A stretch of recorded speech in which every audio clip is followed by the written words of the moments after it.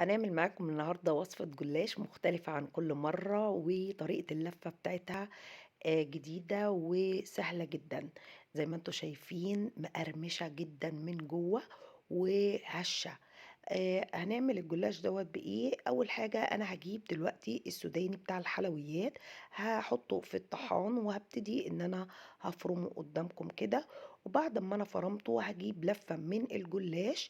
اللفة الجلاش لازم إن إحنا نحط الجلاش في قلب فوطة عشان الجلاش ما ينشفش معانا.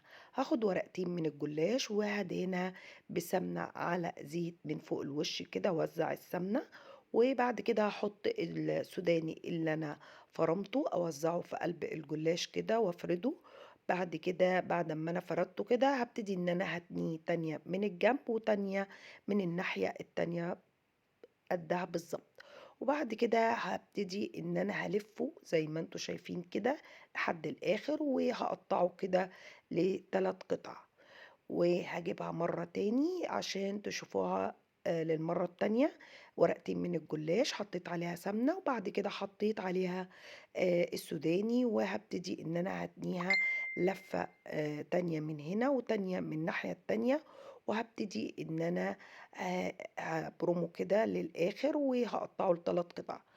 بعد ما خلّصت كده حطيته رصيته في قلب الصينية، وهارُش عليه سمنة في قلب من فوق الوش كده، ودخّلته الفرن.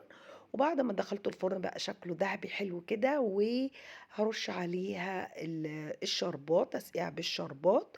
الشربات بيبقى ولا تقيل أوي ولا خفيف، كوباية سكر على كوباية مَيّة، و عصرة من الليمونة.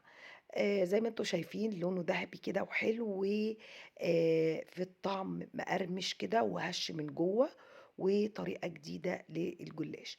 اللي وصل لحد هنا ما ينساش يعمل لايك واشتراك للقناة عشان يوصلكم كل جديد، ويا ريت توصّلوا الفيديو لكل أصحابكم عشان يشوفوا الفيديو معاكم. وصفة حلوة للجلاش، يا رب تكون عجبتكم، وأستودعكم الله، والسلام عليكم ورحمة الله وبركاته.